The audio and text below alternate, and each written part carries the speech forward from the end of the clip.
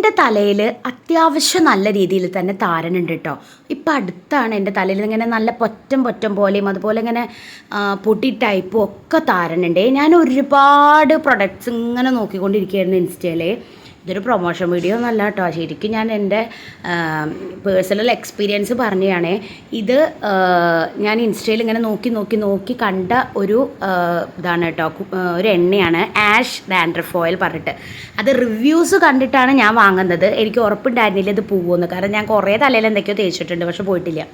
അവർ പറഞ്ഞ കറക്റ്റ് മെത്തേഡിൽ ഇത് യൂസ് ചെയ്യാൻ പറഞ്ഞിട്ടുണ്ട്. അത് കറക്റ്റ് എഴുതിയിട്ടുണ്ട് കേട്ടോ. 499 രൂപയാണ് ഈ ഒരു ബോട്ടിലിന് വരുന്നത്, പ്ലസ് ഷിപ്പിംഗ് ചാർജ് ഉണ്ട് കേട്ടോ. അത് എത്രയാണെന്ന് എനിക്ക് ഓർമ്മയില്ല.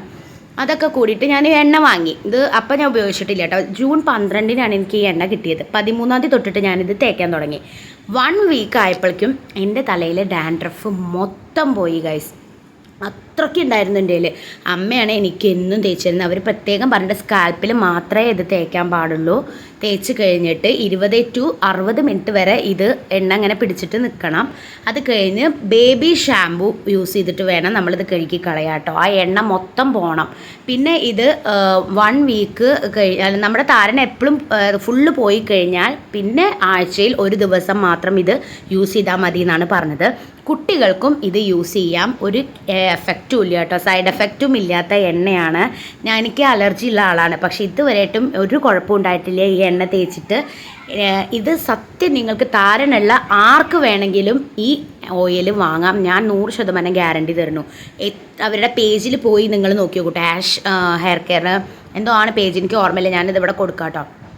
അത്രയും നല്ല എണ്ണയാണ് ഗൈസ്. എനിക്ക് നല്ല റിസൾട്ട് കിട്ടിയ എണ്ണയാണ്. ഇനി ഇത് ഫുള്ള് മാറിക്കഴിഞ്ഞാൽ നമ്മൾ ആഴ്ചയിൽ 1 ദിവസം മാത്രമേ കേട്ടോ തേക്കേണ്ടത്. ഞാനിത് തേച്ച് കഴിഞ്ഞിട്ട് ഉള്ള ഒരു ഇത് കാണിച്ചത് ഒരാഴ്ചയൊക്കെ കഴിഞ്ഞിട്ടുള്ള രൂപമാണ് കേട്ടോ. ഇത് തലയത്തെ താരനൊക്കെ എൻ്റെ ബേബിക്കുട്ടിയാണ് കാട്ടിത്തരുന്നത്.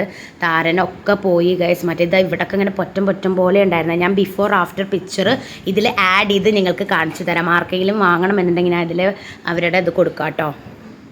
ഇതാണ് എൻ്റെ ബിഫോർ ഉള്ള താരൻ്റെ ആ മുടിയിലുള്ളത് കേട്ടോ. ബിഫോർ നിങ്ങൾക്ക് കാണാൻ സാധിക്കും. ഇങ്ങനെയായിരുന്നു എൻ്റെ മുടിയിലെ താരൻ. അത് യൂസ് ചെയ്തിട്ട് ഒരാഴ്ച കഴിഞ്ഞപ്പോൾ ഉള്ള എൻ്റെ ആഫ്റ്റർ പിക്ചറാണിത്.